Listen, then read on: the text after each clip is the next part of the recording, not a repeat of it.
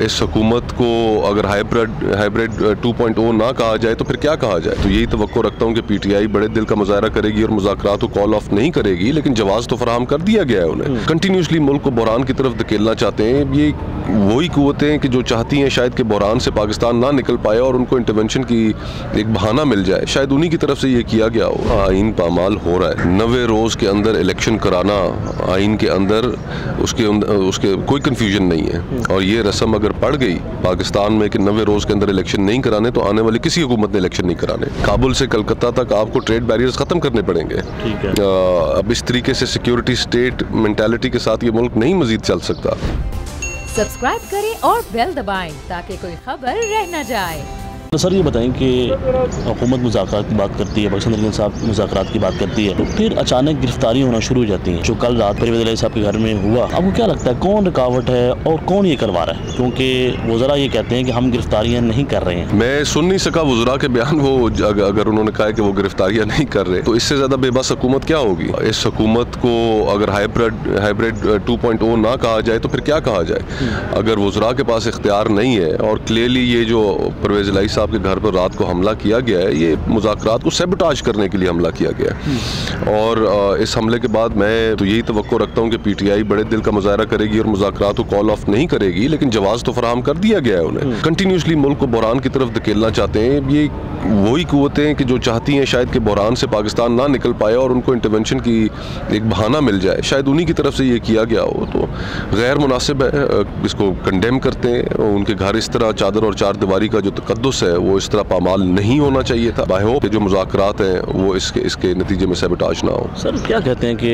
आपने आइन की बात की, एतजाज़ साहब आइन की बात करते हैं और उसके बाद पार्टी की जानब से साइड लाइन किया जाता है, तो क्या वजह है? प्रॉबेबली कोई पॉलिटिकल कंसिडरेशंस उनकी होंगी कि जिस बात और इस पे एतजाज़ साहब अब पार्टी का हिस्सा है, वही इसके ऊपर कोई कमेंट कर सकते हैं। मैं तो अब पार्टी का हिस्सा नहीं हूँ, तो इसलिए मैं तो इस पर कमेंट नहीं कर सकता। एतजाज़ साहब ही बताएंगे और खोसा साहब बताएंगे कि इसके ऊपर पार्टी ने। सर ये बताएं कि इलेक्शन की बात की जा रही है, सुप्रीम कोर्ट का भी फैसला था कि 14 मई को इलेक्शन करवाया जाए, तो इलेक्शन की तरफ हुकूमत नहीं जा रही है, तो क्या लगता है कि आइन को पामाल किया जाएगा और क्या नायल भी हो सकते हैं? ये सुप्रीम कोर्ट कुछ फैसला दे सकती है?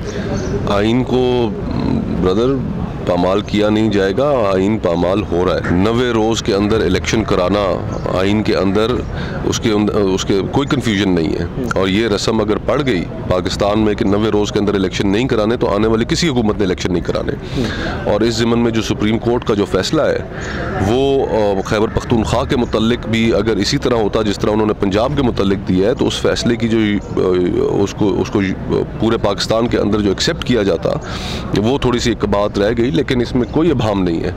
और इलेक्शंस 90 रोज़ के अंदर कराना आइन का तकाजा है और होने चाहिए थे, और ना करके आइन के ऊपर अमल नहीं किया गया। आपको लगता है कि मौजूदा सूरत-ए-हाल के अंदर एस्टेब्लिशमेंट का सियासत में कोई किरदार नहीं है, न्यूट्रल है? उन्होंने स्टेटमेंट दी है कि वो कोई किरदार नहीं है उनका। बाय होप के आने वाले वक्तों में वो अपने किरदार से ये बात साबित भी करें, लेकिन माजी में जो कुछ पिछले इस 7-8 महीने में हो रहा है उसके अंदर एक बहुत स्ट्रॉन्ग फुटप्रिंट है, और वो फुटप्रिंट अभी तक मौजूद है, और उनको इसके ऊपर फिर अमल भी करके दिखाना होगा।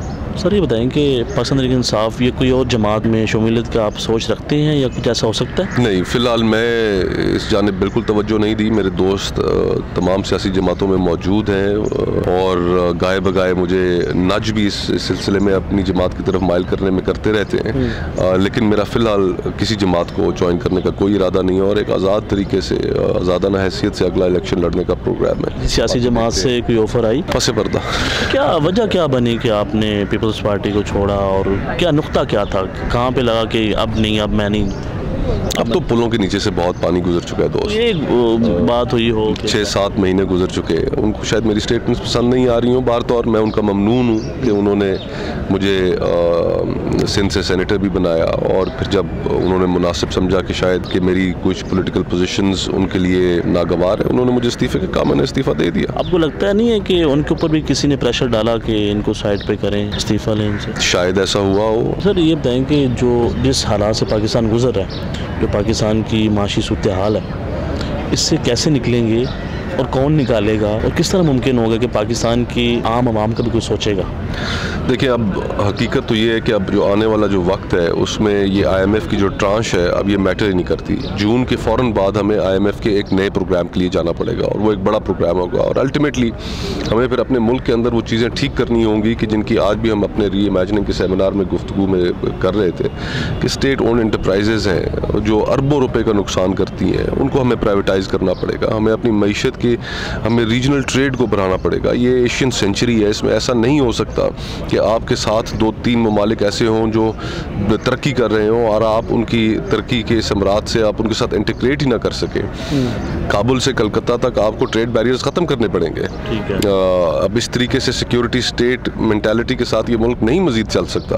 तो हमें बड़े कदम उठाने पड़ेंगे और वो जब तक हम रेडिकल सर्जरी नहीं करेंगे उस वक्त तक चीज़ें ठीक नहीं होंगी और अब तो चीज़ें कोलैप्स के करीब। लास्ट क्वेश्चन सर, ये क्या बताएं कि किसकी हुकूमत बेहतर थी, इमरान खान साहब की या फिर अब शहबाज शरीफ साहब की बेहतर है? ये फैसला तो पाकिस्तान के अवाम का करने का हक है। आपका क्या फैसला है? मेरा फैसला तो ये नहीं है। ये तो लोग अब कारकर्दगी लोगों के सामने PDM की भी मौजूद है, लोगों के सामने इमरान खान साहब की भी मौजूद है। इलेक्शंस होने चाहिए। Thank you so much. हवाए नफ्स की है हुक्मरानी, लुटेरा कर रहा है पासबानी। बोल न्यूज के मार्केटिंग हेड आकाश राम ताहा लापता, तफ्तीशी इदारे जवाब देने से कासिर। अहले खाना परेशान, बेटे की जुदाई में माँ गम से निढाल। जो बच्चो हिंदू हुआ पर आए थे जो को पाकिस्तानी, मुझे मेहरबानी करे पंहिंजो आकाश वापस कयो। हुकूमत से बेकसूर और मुहिब्बे वतन बेटे की बाजियाबी के लिए फरियाद। आकाश राम के अगवा के खिलाफ अहले खाना की जानिब से सुप्रीम कोर्ट में दरख्वास्त दायर। सुप्रीम कोर्ट के चीफ जस्टिस उमर अता बंदियाल से आकाश राम के अहले खाना की जल्द समाअत की इस्तदा।